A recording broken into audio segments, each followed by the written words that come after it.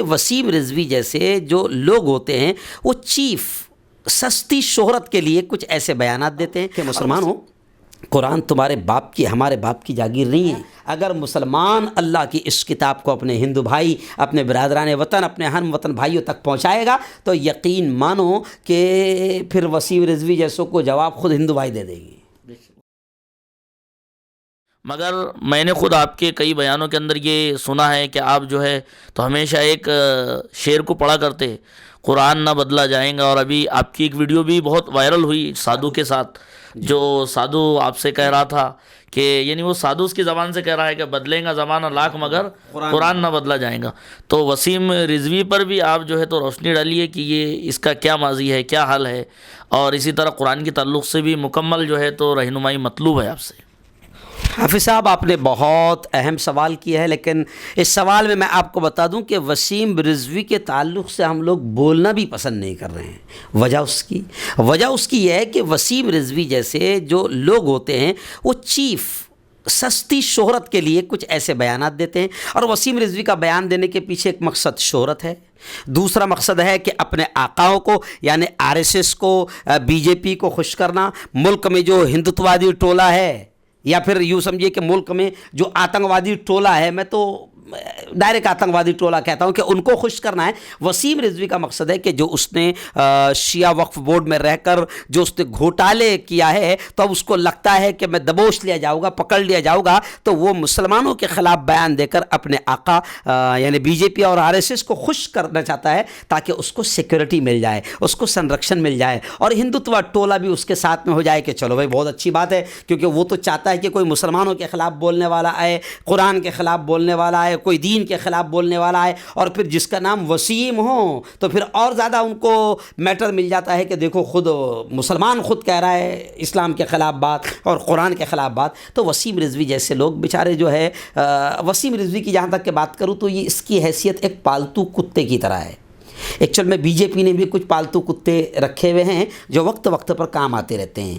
20 دن ہوئے، 25 دن ہوئے، تو BJP کیا ہے ایکچوئل میں پورے ملک میں اس وقت ناکام ہو چکی ہے. جتنے ان کے مدعے تھے وکاس کے وہ سب فلاپ ہو چکے ہیں. تو BJP خود وسیم رضوی جیسے ہو یا وہ نرسمہانند کون سا سادھو ہے، ایسے جتنے بھی ہے، تو BJP ایسے کچھ پالتو کتوں کو پال کر رکھتی ہے جو اصل مدعوں سے دھیان ہٹانے کے لیے کچھ نہ کچھ ایسی بیان بازی کرتے رہیں تاکہ ملک اس میں الجھا رہے. پھر اس کے بعد میں جو دلال میڈیا ہے، چاٹوکار میڈیا ہے، ملک کی آتنکوادی میڈیا ہے جو کورونا کو بھی مسلمان بنا کر تبلیغی مرکز کو جو بدنام کر کے مسلمانوں کے ساتھ جوڑنا چاہ رہی تھی، تو ایسی دلال میڈیا، میں آتنکوادی میڈیا کہتا ہوں اسے، تو ایسی بھی ہماری بھاجپا کی گود میں بیٹھی ہوئی ہے. تو وسیم رضوی جیسا کتا بھوکے گا، پھر اس کے بعد میں وہ دلال میڈیا اس کے بیان کو لے کر ڈیبیٹ شروع کر دے گی. تو جو اصل مدعے ہے جیسے بے روزگاری ملک میں بڑھ رہی ہے، یہ اصل مدعا تھا. مودی سرکار پوری طریقے سے ناکام ہو گئی ہے، آتم ہتیا بڑھ رہی ہے، نوٹ بندی میں پوری طریقے سے ناکام ہو گئے، کسان آتم ہتیا کر رہے ہیں، 4 مہینے سے کسان بیٹھے ہوئے ہیں. تو ایسے تمام ملک کے اصل مدعوں سے دھیان ہٹانے کے لیے 15-20 دن میں وسیم رضوی جیسے جو پالتو کتے ہیں اور بھی ہے جن کو دھیرے دھیرے استعمال کیا جاتا ہے. خیر یہ ایک بات ہو گئی وسیم رضوی کی. تو وسیم رضوی کی کوئی حیثیت نہیں، ہم تو خود چاہتے ہیں کہ اس کے بارے میں بول کر اس کو شہرت ہی مت دو، کیونکہ وہ شہرت چاہتا ہے.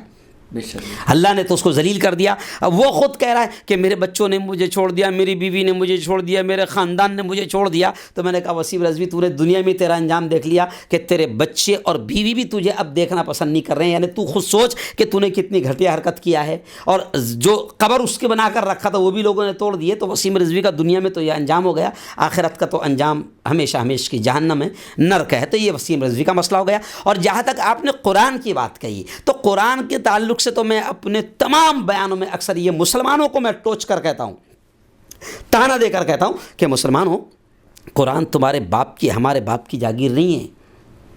قرآن کا اتارنے والا اللہ نے کہا ہے کہ ہدی للناس، اس قرآن کو میں نے تمام انسانوں کے لیے ہدایت بنا کر بھیجا ہے. میرا ماننا ہے کہ جب وہ اتارنے والا کہتا ہے کہ میں نے تمام انسانوں کے لیے بھیجا ہے تو مسلمانوں کا قصور ہے کہ مسلمانوں نے دلت کے پاس، بودھ کے پاس، برہمن کے پاس، جین کے پاس، کرسچن کے پاس، یہودی کے پاس، نصارہ کے پاس اس اللہ کی کتاب کو صحیح انداز میں نہیں پہنچایا. اگر مسلمان اللہ کی اس کتاب کو اپنے ہندو بھائی، اپنے برادران وطن، اپنے ہم وطن بھائیوں تک پہنچائے گا تو یقین مانو کہ پھر وسیم رضوی جیسوں کو جواب خود ہندو بھائی دے دے گی. وسیم رضوی کو جواب پھر ہم کو دینے کی ضرورت نہیں پڑے گی، خود ہندو بھائی دے دیں گے۔ اور وسیم رضوی نے جن آیتوں کے بارے میں کہا ہے، تو اس وقت سب سے زیادہ میڈیا نے اگر کسی چیز کو بدنام کیا تھا تو وہ لفظ جہاد کو بدنام کیا تھا، جبکہ جہاد کے معنی ہیں برائیوں کو ختم کرنا، جہاد کے معنی ہیں مظلوم کا ساتھ دینا، جہاد کے معنی ہیں ظلم کے خلاف لڑنا، جہاد کے معنی ہیں ظالم کے خلاف لڑنا۔ اور ظلم اور ظالم کے خلاف لڑنے کو تو پوری دنیا اچھا کام کہتی ہے۔ امریکہ بھی کہتا ہے کہ کہیں پر اگر آتنکواد پھیل رہا ہے، کہیں ظلم ہو رہا ہے، کوئی کسی پر ظلم کر رہا ہے تو اس کو بالکل اس کو جواب دیجئے۔ تو جواب دینے کے الگ الگ طریقے ہوتے ہیں۔ تو قرآن کی کچھ آیتوں میں باقاعدہ ظلم اور ظالموں کا جواب دینے کے لیے اللہ نے تیار رہنے کے بارے میں کہا ہے کہ تم اس طریقے سے تیار رہو۔ تو وہ تو اچھائی کے لیے کہا گیا ہے کہ اگر ظلم ہوگا، اب میں آپ سے کہتا ہوں، اگر آپ کے گھر پر آپ کے بیوی بچوں پر آ کر کوئی حملہ کرے تو آپ اس وقت مسلح بچھا کر دعا کرنے بیٹھیں گے کہ اس کا ڈیفینس کریں گے؟